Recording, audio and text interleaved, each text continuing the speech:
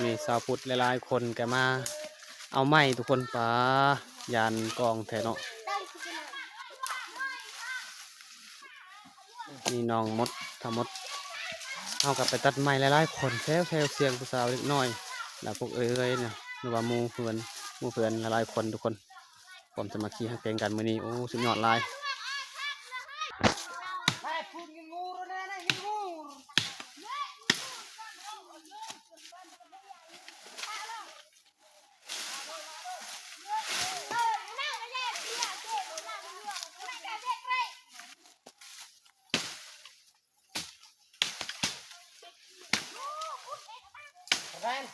nhà đông ca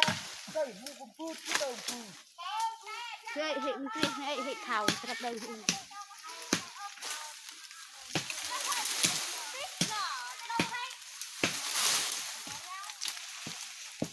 lạp tết ngắm ông ấy hai cái gì vậy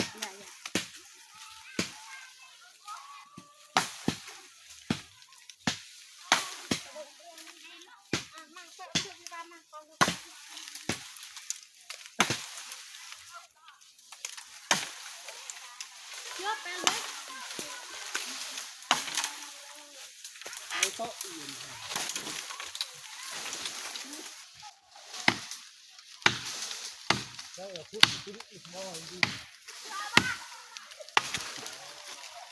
nó cho ba cái chỗ cái tua để ở cái này ra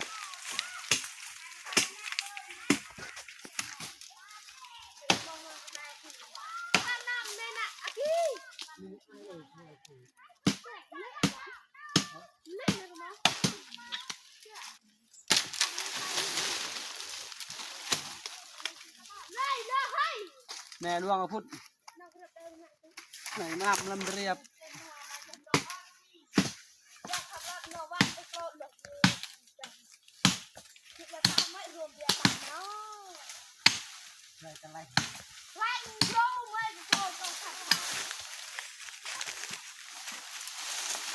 นี่สาวพุทธเอาไม้เห็ดครัวน้ำสร้าง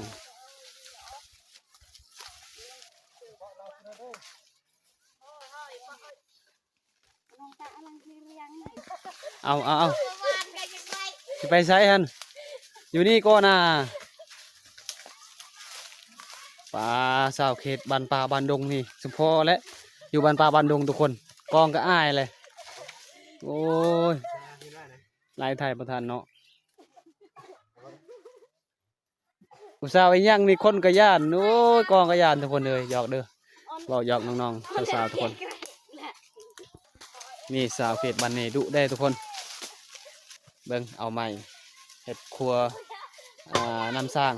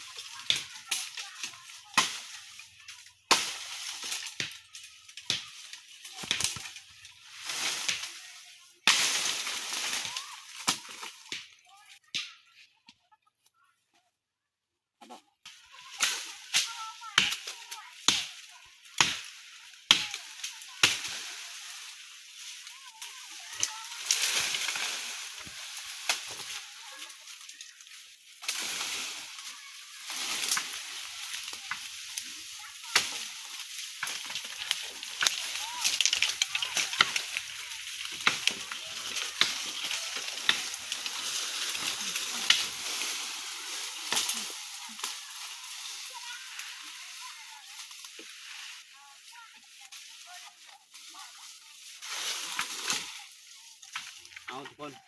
หลังจากเราตัดแล้วเราก็เสียออกเนาะเพราะว่าพอดีแล้วลายสำนีทุกคนเพราะว่าคนเห็ดมันลายเนาะลายแต่คนบ้านเฮาเนาะความสามัคคีแข่งกันทุกคนเดี๋ยวประเภทก็สิเอามือเอาออกใหม่นี่ไปใส่อยู่น้ำสางทุกคนเห็ดครัวน้ำสางเนาะไปนำกันเลยทุกคนตอนนี้หลังจากตัดไม้แล้ว นี่กับน้องๆหลายๆคนหมู่บ้านเฮาบางคนก็อายกองบ่เป็นหยังดอกทุกคนบ่เฮ็ดก็เฮ็ดตามหน้าที่เนาะเฮ็ดต่างเฮือนตัวเองเฮ็ดต่างเอื้อยต่างพ่อต่างแม่พ่อแม่ก็เมื่อยเฮ็ดเวียกก็เลยบ่เฮ็ดไปเฮ็ดมื้อนี้เฮ็ดนำสร้างสามัคคีฮักแพงกันหมู่บ้านเฮาอันนี้คือว่าไม้ได้บ่เป็ดจับนี่เบิ่งกำลังดึงเอาคนยังแต่ท่อนเดียวนี่แหละลายไม้บ่เป็ดตัดเมื่อกี้ก็หมู่เฮาเนาะพวกสาวพวกเอ้ยพวกน้องเอาไปแล้วความสามัคคีหักแพงกันมื้อนี้โอ้ยสุดยอดเลยบดคำสิเว้าบ่เผ็ดนี่เนาะไปมื้อนี้เฮ็ดมื้อนี้ก็มีความสุขหลายแท้ทุกคนคันบ่เฮ็ดก็บ่มีน้ำกินเนาะเฮาอยู่บ้านนอกบ้านนาบ้านป่าบ้านดงแถวชนบทเนาะส่วนของมังกรปรูเฮาบ้านเฮาแบบนี้แหละความสามัคคีเฮ็ดหยังทุกคนสุดยอดตอนนี้กำลังจะออกป่าออกจากป่านี่กำลังสิไปเฮ็ดน้ำสร้างประมาณนี้ก่อนทุกคนหลังจากตัดไม้แล้วนี่เฮ็ดบ่ละลายคนก็อยู่พุ่นเนาะกำลังเตรียมเฮ็ดน้ำสร้างทุกคนแบบว่าเฮาขุดบ่เฮาตัดไม้ตัดหญ้าบ่เพื่อรักษาให้สะอาดเฮ็ดแบบว่าความสามัคคีหักแพงกันนี่ก็คือว่าหลายๆคนผู้สาวแน่พวกเอื้อยแน่เนาะตัดไม้เฮ็ดครัวน้ำสร้างทุกคนสบายดี สบายดี เฮ็ดหยัง เฮ็ดน้ำสร้าง โอ้บ้านใด บ้านคนซี บ้านคนซีเนาะความหักแพงเนาะความสามัคคีหักแพงเนาะ โดย โอ้สุดยอดเอาความสามัคคีหักแพงในหมู่บ้านเฮาเบิดคำสิเว้าเลยทุกคนสุดยอดหลายมีทั้งอ้ายทั้งเอื้อยแล้วก็ทั้งผู้สาวเล็กน้อยวัยรุ่นทุกคนป้าสุดยอดหลายเพิ่นเบิดคำสิเว้าเลยเดี๋ยวว่าเพชรสิไปถ่ายสาวๆก่อนทุกคนสุดยอดหลายโอ้สาวเพชรบ้านนี่พอเพชรกะถ่ายคลิปแบบว่าหลายๆคนก็บางเบิ่งว่าแบบบ่เข้าใจส่วนหลายเข้าบ่เข้ากล่องทุกคนเนาะเฮาอยู่บนป่าบนดงเนาะเพราะว่าในบ้านบ่เพชรนี่ก็มีแต่บ่เพชรนี่แหละถ่ายคลิปทุกคนก็เลยเข้าบ่กล้าเข้ากล่องเนาะประมาณนี้แหละบ่เป็นหยังดอกที่เขาบ่กล้าเข้ากล่องบ่เป็นหยังดอกทุกคนนี่คือว่าความฮักเพลงกันในหมู่บ้านเฮามีทั้งสาวงามสาวสวยบ้านป่าทุกคนสุดยอดหลายป่าเฮ็ดแบบว่ายุ่มสุดยอดมีทุกคนลุกมันขยันเพียรหลายทางบ่เฮ็ดก็บ่มีน้ำกินทุกคนเบิ่งบางคนก็เอารักษาไม้รักษาแบบว่าทุกสิ่งทุกอย่างเลยนะอันนี้บ่เฮ็ดก็สิเฮ็ดครัวน้ำสร้างเด้อจะมาหยอกสาวๆเนี่ยทุกคนโอ้มีว้าวทุกคนสุดยอดเลยนี่แบบนี้แหละรักษาอนามัยบ้านเฮาเฮ็ดน้ำสร้างทุกคนความสามัคคีฮักเพลงกันในหมู่บ้านมีทั้งผู้สาวแน่เอามีแต่ผู้สาวจะผู้งามเลยทุกคนสาวสดสาวซิงบ้านนี้เนาะนี่เห็นบ่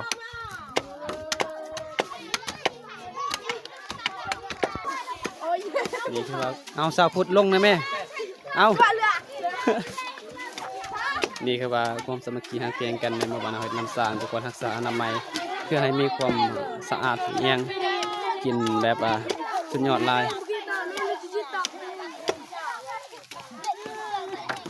สาวบ้านป่าบ้านดงมีแต่สาวสดสาวซิง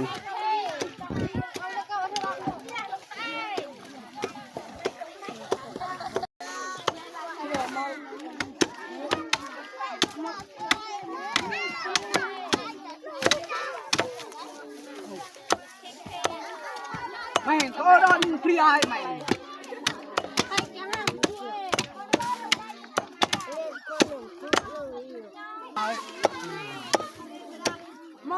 เขาผู้ชายทุกคนเฮ็ดหน้าที่แบบว่าเฮ็ดไม้ยิงสาวน้ำทุกคน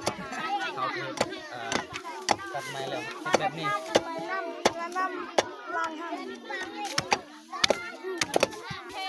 ไปหรอไม่เนี่ยเลย นี่ความสามัคคีฮักเพลงกันบางคนก็รักษาว่าน้ำบางคนก็โอ้กำลังปลูกหลักทุกคนปลูกหลักแบบเฮ็ดครัวน้ำสร้างทุกคนเนาะความสามัคคีฮักเพลงกันในหมู่บ้านเฮา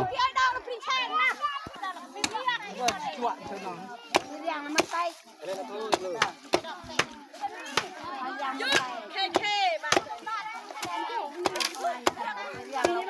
อันนี้จะเป็นสาวโสดสาวเสียงอยู่บ้านป่าบ้านดงทุกคนอยู่ชุมเขามังกรเนาะว่ามีแต่สาวงามๆเลยทุกคนความสามัคคีทางเพลงกันในหมู่บ้านเฮาเนาะอันนี้จะเป็นสาวเซ็ต2คนสาวเพลงโอ้สุดยอดหลายเบิดคำสิเว้ามื้อนี้ไปเฮ็ดนำจ้างบ้านเฮาความสามัคคีทางเพลงทุกคน ช่างมาจะพึ่งงวงกี่มากพึ่งบอกบางลำเจ๋งหนึ่งการร่างควายจะหนึ่ง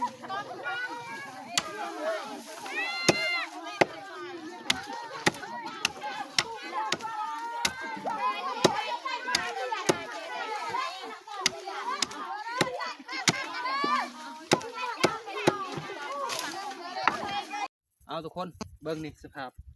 เบาเพชรมื้อนี้คือว่าเบาเพชรไปเฮ็ดน้ำสร้างกับหมู่บ้านเฮาความสามัคคีทางเพลงกันในบ้านป่าบ้านดงเขตชนบทเนาะชุมพรมังกรบรูบ้านเฮาเป็นจังไดก็อย่าลืมเฮาสู่ฟังเนาะอย่าลืมคลิปนี้